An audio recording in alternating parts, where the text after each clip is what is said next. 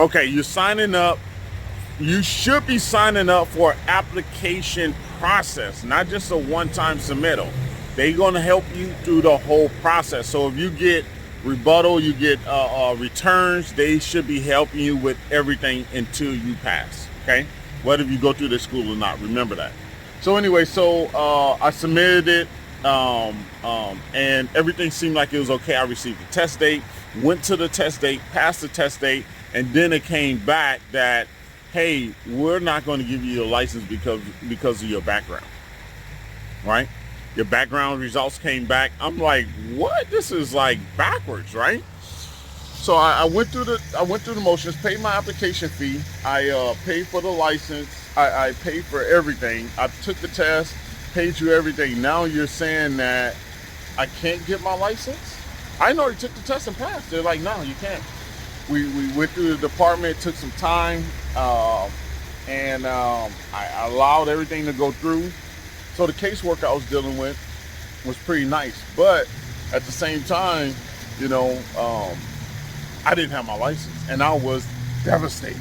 So here it is, my background coming to haunt me again, right? It seems like I couldn't shake my background. Like, it just kept coming back to haunt me. It came back to haunt me for my jobs. I had to go through several different interviews to try to get a job. I had to offer a week it's just to get the second job. I had to go through interviews. Like, every time my criminal background came to haunt me, and it was devastating. Now that it was affecting my license, I didn't know what to do. But I didn't give up. And I didn't know during that time that I didn't tell myself I didn't tell myself the words like, Tyrone, like looking in the mirror like, Tyrone, you're not going to give up, buddy. No, I just was like, man, I deserve this, And I have changed. My whole big thing was that I have changed. I'm not the same person during that time. I wound up cutting my hair off,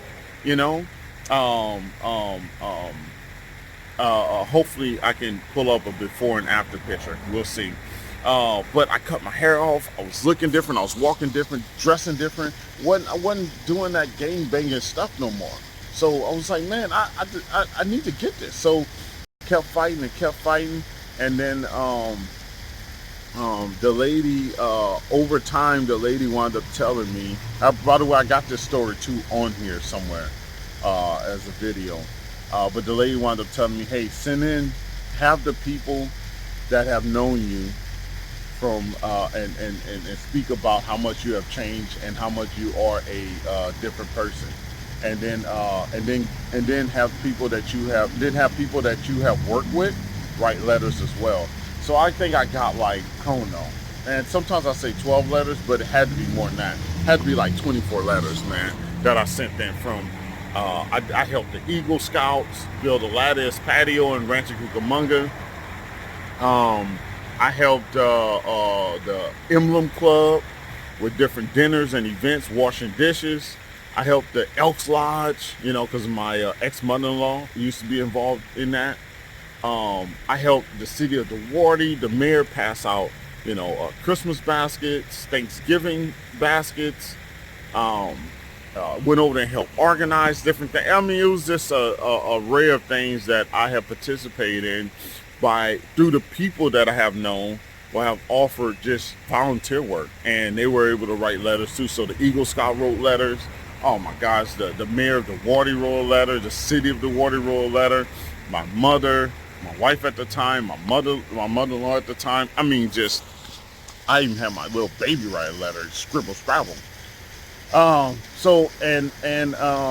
then I wrote a letter too, and I explained, if they want you to go in details from what happened, from before your crime happened all the way to you getting out. So I wrote like a 10-page thing, and then I kept calling the lady, to ask her, what's up, what happened, and then one day, she called me and she was like, they gave it to you. And I was like, dude, I broke down crying. I was like, what? They gave it to me. She was like, yeah, you got it, but you're on a 2-year probationary period. So I was on a 2-year probationary period. So if I would have got any complaints during that time, they would have took away my license. I was like, oh, I don't care. So I wound up sending that lady, because she helped me, I wound up sending her like $100 gift card to her cubicle, because she was in the cubicle with the contractor state license board. So I sent her that, and I just told her, thank you for all your help, and I got it. So there's a story there. I mean, all the stuff I have been through, from being young to, we snuck out of New Orleans to get away from my abusive dad, to my mom. We literally snuck out of New Orleans to come to California.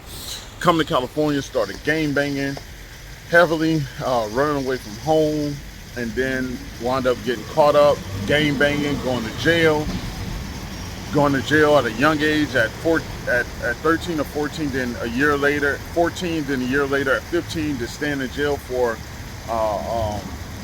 almost 6 years, going from camp to from juvenile hall to camp to CYA to the penitentiary. And from camp, I got refiled on to go to CYA. From CYA, I called another case and got sentenced to the penitentiary. Luckily, my time ran concurrent, so it all ran together and not separately. So then I went to the pen, and then I got released. And then, oh shucks, I didn't even say that. When I got released, they did a parole sweep in the neighborhood I was in, because they was killing each other. And there was a toy gun at my house, and I got sent to the county jail. Now, that was my first time going to the county jail after I did all that time, because I went in at such a young age. I didn't hit the county jail, right? Because I was 15. So now I'm older. Now they sent me to the county jail over a toy gun that they found in my house. I was working. I had a job. I was working at that place called SoCal Computer Recyclers, where I offered to work a week for free. They kept my position. They understood what was happening. They knew I wasn't doing anything terrible, but because I was on parole, I got caught in a parole suite because there was a toy gun at my house with an orange tip from a girlfriend's son. And they knocked on my door and found it, and they took me in. They just, they did that just to get people off the street, sent a message. Anyway, so with me going through all that, I got my contractor's license. That's what I'm trying to say is, with me going through all that, I still got my contractor's license. So don't think that you can't get it because you done been through either less than what I've been through or even more than what I've been through. Now, the board requires you to have some time between the case, right? 7 years for a felony, and I believe 4 years for misdemeanor, or 3 years. Excuse me. Woo. Excuse me. So 7 years for a felony and 4 years for misdemeanor. Now, there's some gray area there, so you need to make sure you talk to your school on how you're going to determine if you're eligible to meet that requirement, to meet that criteria. So you got to think about from the time you caught your case, not from the time you got out, from the time you caught your case to now, right? Because the time you caught your case, that's when the crime happened. So a lot of people want to count it from the time after you got out of jail. Well, the board is not counting the after you got out of jail type deal. They're counting from the day of the crime, from the date that you got sentenced. So that might be a little nugget for a lot of people out there. But when you're dealing with someone that has a criminal background, you gotta deal with someone that's familiar with this process, okay? Because there's a lot of times that depending on how it's worded or how it's presented, it can definitely be a tougher road than not.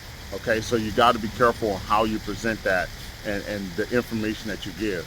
Okay, because it may be an ordeal or it may be a sweet little pass off, and then you get your license, and then you're good, and then you get your thing.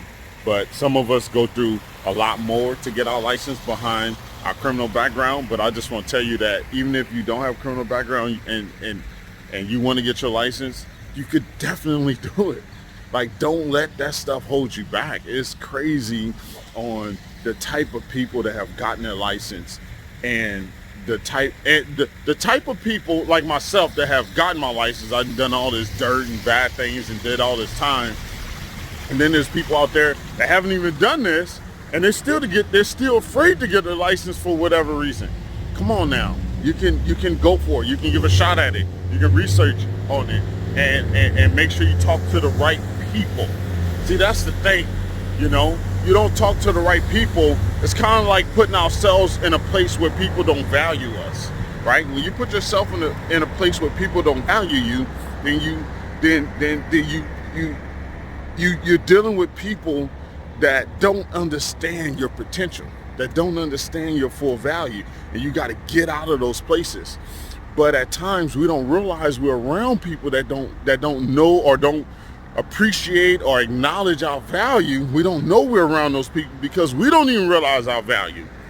So you gotta build into yourself to understand that you're not in the right place or not receiving the right information from the right people. Okay?